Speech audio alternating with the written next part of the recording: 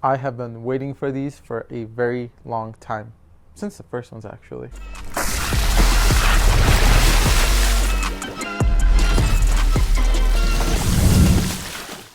What's up guys, Vinny here with SneakrTweakr and welcome back to our channel. Today we have our first impressions review on the Puma All-Pro Nitro. I keep wanting to say Clyde All-Pro Nitro, but that's not the case. This is just the All-Pro Nitro. Just to clear that up. This is essentially the second shoe or the second iteration of the Puma Clyde All-Pro. And honestly, I am super excited for these. This is the Scoot Henderson colorway. He's also a Puma athlete now. They have LaMelo Stewie as well, Breanna Stewart. And Puma, honestly, they make some great shoes from my experience, especially in the last few years. And they're not ridiculously expensive, except lately, the MBO2s with like certain colorways, they've been going up to like 170, 175. Like, what the hell is that? Did you improve on the performance? No. You made a colorway that was $50 more expensive? That's stupid. So get your shit together, Puma. You're on a good roll, and then you decide you're going to start putting $50 extra on stupid colorways. Rant over. Anyway, the All-Pro Nitros, like I said, are the second iteration of the Clyde All-Pros. And as always, let's start off with the traction. The All-Pro Nitros do use a very similar traction pattern to the Clyde All-Pros. A few differences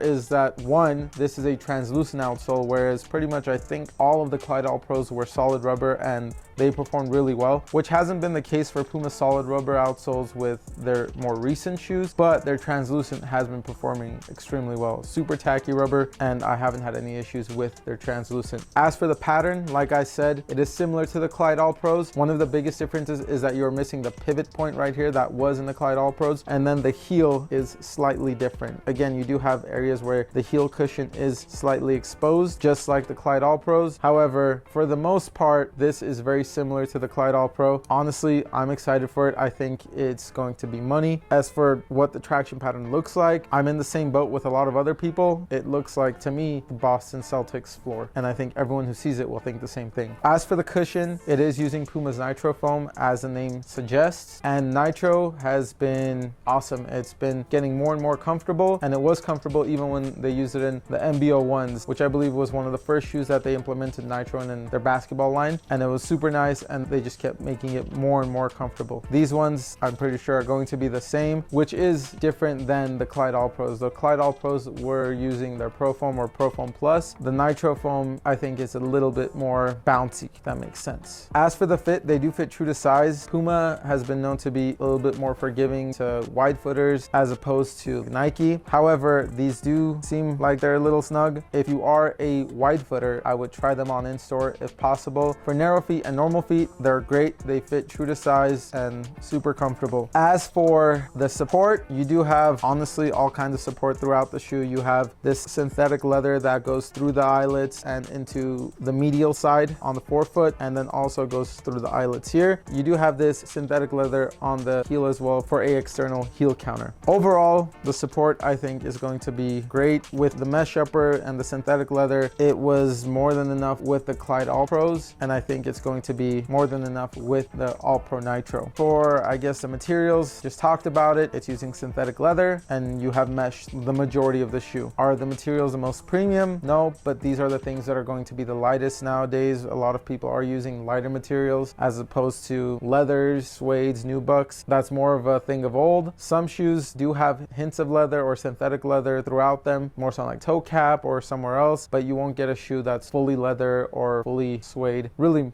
at all anymore for a modern hoop shoe. For the cost, these do retail for $130, which I think is right in line with the Clyde All-Pros, or the Clyde All-Pros were $120, either $120 or $130. Correct me if I'm wrong. But these are $130, and I think for the money, these are going to be great shoes. Again, stay tuned for the performance review in order to find that out. As for the weight, they do seem a little lighter than some other shoes, but I don't think they're the lightest shoes. This is a size 9, and for a size 9, they actually weigh 13.9 ounces, which I think is more on the medium side, medium light, not medium heavy, but like more towards the lighter side of medium, if that makes sense. And overall, I'm excited to just try these things out. I can't wait to put them on the court and put them to the test. Again, thank you guys for tuning in. Thank you for all the support. Please continue to like, subscribe, comment, share. Everything helps, and we are on the road to 100,000 subscribers. If you can do all of that as many times as possible or whatever, it would be greatly appreciated. Once we do hit 100,000 subscribers, followers. We will start doing sneaker giveaways, whether it be casual shoes, hoop shoes, you name it, we'll do it. But until next time,